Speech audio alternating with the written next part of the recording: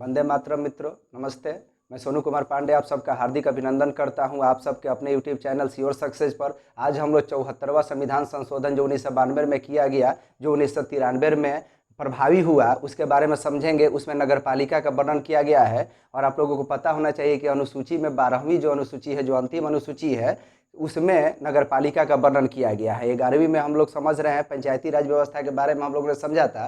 तो यहाँ पर जो होता है आपका नगर पंचायत हो गया, नगर परिषद हो गया और नगर पालिका हो गया, वहाँ के चुनाव का यहाँ पर ब्यौरा दिया जाता है। यानी हम लोग यहाँ समझेंगे कि आखिर नगर परिषद क्या होता है, नगर पालिका क्या होता है, नगर निगम क्या होता है। तो यहाँ हम लोग देखते हैं 1 बाई 1 करके एग्जाम का क्या भी इंपॉर्टेंट पॉइंट है उसको समझ लेते हैं। तो देखिए 74वां संविधान संशोधन अधिनियम कब पारित हुआ, अगर पूछे तो आप आंसर करेंगे 1992 ईस्वी में। लेकिन ये पूछे कि 74वां संविधान संशोधन अधिनियम लागू कब किया गया, तो ये डेट याद रखेंगे 1 जून 1993 से। यानी पारित हुआ था ये जो विधेयक है, यह 1992 में पारित हुआ था, लेकिन प्रभावी हुआ है 1 जून 1993 से। अब पूछ दे कि 74वां संविधान संशोधन के अलावा ये आपसे पूछे नगर पालिका का वर्णन संविधान के किस भाग में किया गया है, तो भाग 9 के क में किया गया है। पूछे कि किस अनुसूची में नगर पालिका का वर्णन है, तो आप कहेंगे 12वीं अनुसूची में है।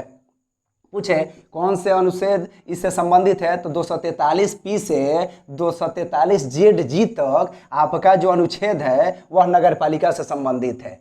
फिर पूछे कि नगर पालिका में कितने विषय हैं, तो नगर पालिका में टोटल 18 विषय हैं। नगर पालिका में जो भी चुनाव होता है वह प्रत्यक्ष निर्वाचन का चुनाव होता है। प्रत्यक्ष निर्वाचन का अर्थ होता है वयस्क मताधिकार, यानी वयस्क लोग जो होते हैं डायरेक्ट वोट देते हैं और उसमें अपना जनप्रतिनिधि चुनते हैं।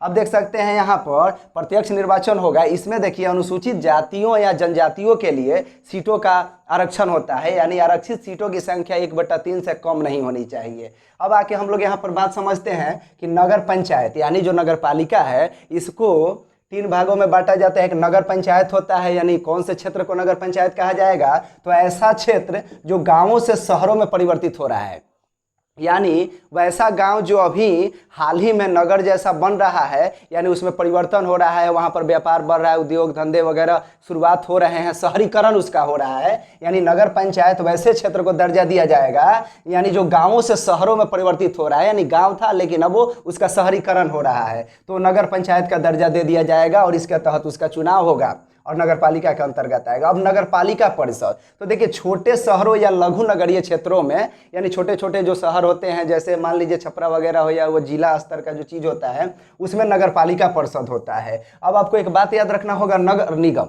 यानी 3 कैटेगरी इसका होता है नगर पालिका के अंतर्गत। तो छोटे जो गांव हैं वो जब शहर के रूप में परिवर्तित हो रहे हैं तो नगर पंचायत हो गया, साथ ही साथ नगर पालिका परिषद यानी छोटे छोटे शहर या लघु नगरीय जो हैं उनको आप नगर पालिका परिषद कहेंगे।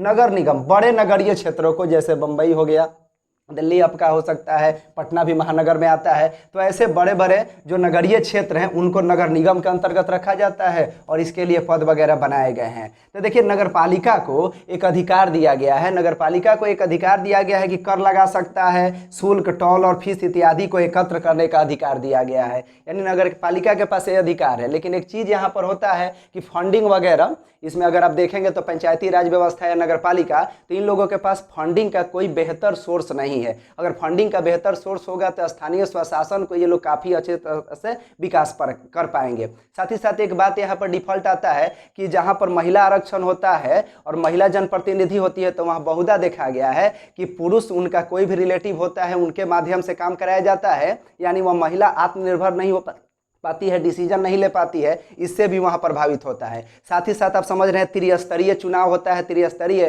तो विभिन्न प्रकार का विधानसभा लोकसभा का जो क्षेत्र होता है उन नेताओं का भी इस पर कुछ प्रभाव पड़ता है। इसे देखने को मिलता है कि इसका विकास करने में कुछ कठिनाइयां हैं, फिर भी कोशिश जारी है। साथ ही साथ बहुत से राज्य वगैरह हैं जहां पर पंचायती राज चुनाव हमेशा नहीं हो पाता है, उसमें रेगुलेशन में कमी होती है। तो कुल मिलाकर यह स्थानीय स्वशासन के लिए जो पंचायती राज व्यवस्था और नगर निगम बनाए गए हैं, इसका सुदृढ़ीकरण आवश्यक है, ताकि गांव क्षेत्र और छोटे छोटे शहर हैं या देश का एक क्रमबद्ध विकास करने के लिए इन सब का सहयोग बहुत ही आवश्यक है। अतः इनके विकास के लिए सुचारू रूप से फंडिंग वगैरह जरूरी होता है। Thanks for watching. जय हिंद, जय भारत।